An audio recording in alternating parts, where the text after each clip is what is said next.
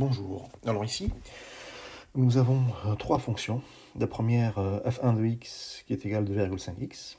La deuxième, on ne donne pas son expression, mais on dit simplement qu'elle a comme coefficient 3 quarts. Et la troisième, on vous donne juste l'image de moins 2 égale 4 tiers, sachant que ce sont toutes les trois des fonctions linéaires. Alors, on me demande de les tracer. Alors, on avait vu déjà dans une précédente vidéo comment on trace la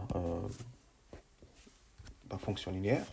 On a dit que c'était une droite qui passe par l'origine. Alors déjà, on sait très bien que voilà, toutes les trois vont passer par l'origine. Alors là, maintenant, il me faut un autre point. Alors pour la première, c'est facile. Vous avez f1 de x égale 2,5x. Alors, en général, on évite, quand vous avez des fractions ou des virgules, d'avoir des images virgules. Donc là, par exemple, j'ai 2,5. Donc il suffit de calculer, par exemple, l'image de 2. Et l'image de 2 me donne 2,5 fois 2 égale 5. Donc, pour la première fonction, donc, je sais qu'elle passe par l'origine. Donc, je mets un point sur l'origine. Et je sais aussi qu'elle passe par le point 2, 5. Donc, je vais à 2, je monte à 5. Ensuite, il suffit de tracer la droite.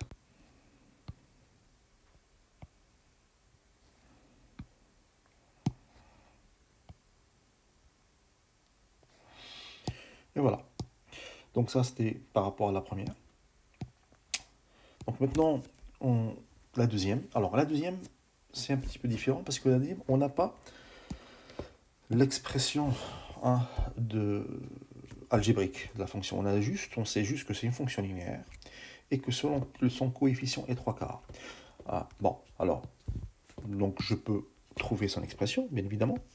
On aura f de x égale 3 quarts de x.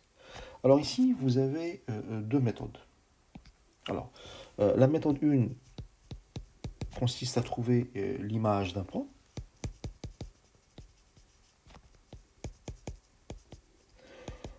Donc là, je vous laisse le soin de choisir. Et la méthode 2 avec le coefficient directeur. Alors, ça veut dire quoi? Ici, en fait, on va utiliser tout simplement les 3 quarts. Il faut savoir que le 4 qui est là, c'est les déplacements sur l'axe des abscisses, ce qu'on appelle un delta x, le déplacement sur l'axe des abscisses.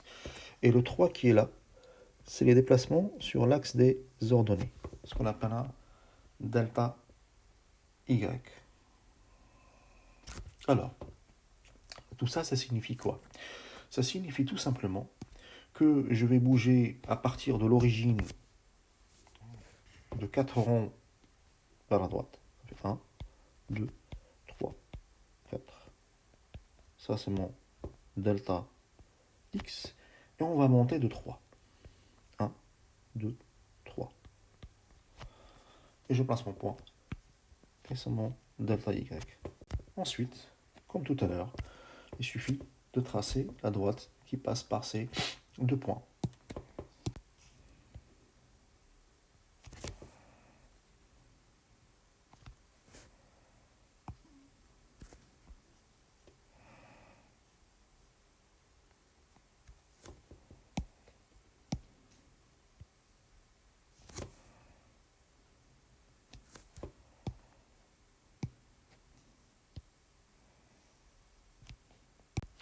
Maintenant, pour le troisième cas, c'est un peu différent.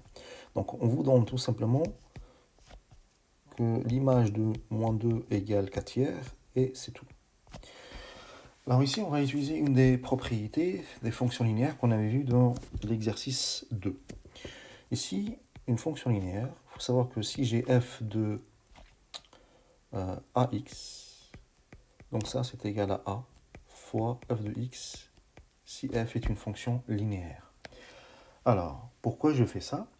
Tout simplement parce que pour placer 4 tiers, ce n'est pas évident. Donc moi, il faut que j'élimine une fraction quand c'est dérangeant, parce que sinon je ne peux pas placer correctement le point.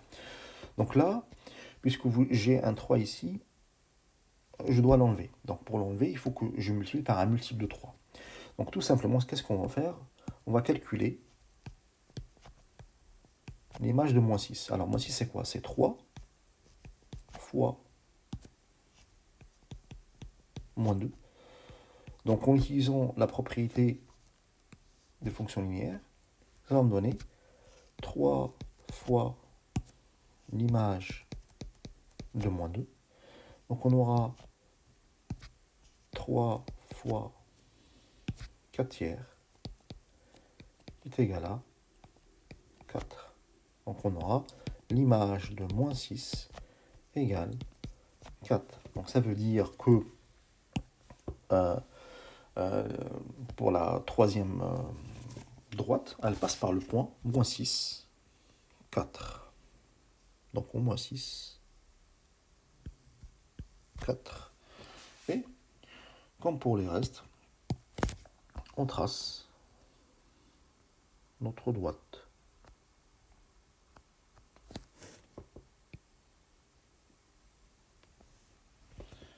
Et voilà.